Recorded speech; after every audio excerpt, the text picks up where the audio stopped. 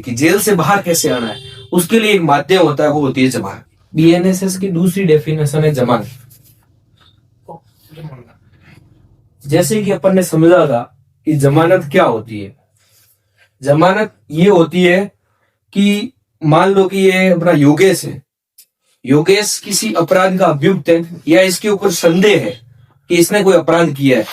Police आती है, इसको गिरफ्तार करके लेके जाती है और इसका विधि की अभिरक्षा में होना जरूरी है।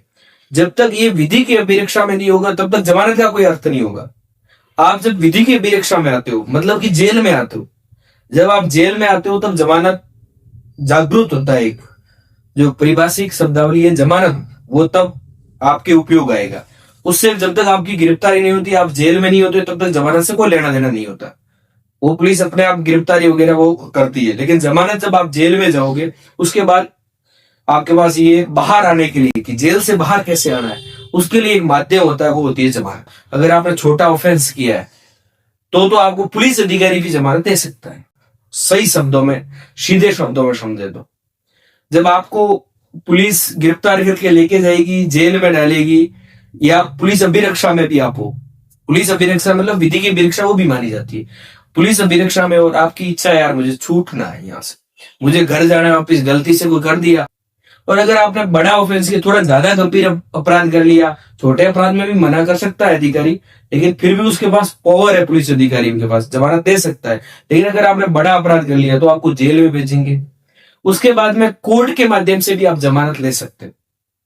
इसका अर्थ हम अगर इस भाषा में समझें कि जमानत क्या है, तो कोई अपराध करने का अभियुक्त व्यक्ति या जिसके ऊपर संदेह है और वो विधि की अभिरक्षा में, तो कोर्ट या पुलिस अधिकारी, कोर्ट या किसी पुलिस अधिकारी या किसी भी अन्य अधिकारी के द्वारा कुछ शर्तें अधिरोपित की जाती है। शर्तें का अर्थ ये होगा कि कोई शर्त हो सकती है, मान लो आप 6 महीने तक ये काम नहीं करोगे, आप एविडेंस के साथ छेड़छाड़ नहीं करोगे, आप अपने टाउन से बाहर नहीं जाओगे, डिस्ट्रिक्ट से बाहर नहीं जाओगे, आप हर 7 दिन में यहाँ आपका चेहरा दिखाओगे, आप पुलिस स्टेशन में जाके अपनी उपस्थिति दर्ज करवाओगे। ऐसी शर्तें हो सकती है, और उन शर्तों के आधार पर आप अपना बंद पत्र और जमानत पत्र जब प्रस्तुत करते हो, तो उन जमानत पत्र जब आप निष्पादित करते हो उनको, उसके आधार पर कोर्ट या अधिकारी उस विधि की अभिरक्षा में जो छोड़ने का आदेश करता है वो जमानत होती है।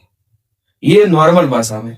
अब लॉ क्या कहता है, क्योंकि अपने को आखिर काम तो लॉ आने वाला है, ये तो समझ में आ गई, तो अपने को ये सिनेरियो बन गया कि जमानत होती क्या है। लेकिन अपनों को तो बनना है जज।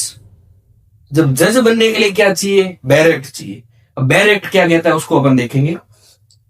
बैर एक्ट ये कहता है कि bail means release of a person, that means release of a person, main point that's accused of or suspected of commencement of an offense from the custody of law upon certain condition imposed by an officer or court on execution by such person of a bond or a bail bond. अब हिंदी क्या कहती है इसकी, जमानत से किसी अधिकारी या न्यायालय द्वारा, अधिकारी का तो पुलिस अधिकारी भी हो सकता है, मजिस्ट्रेट भी, एसडीएम भी आपको जमानत दे सकता है। अधिकारी वर्ड यूज लिया, पुलिस अधिकारी यूज नहीं लिया, तो अपने को भी अधिकारी यूज करना है, ठीक।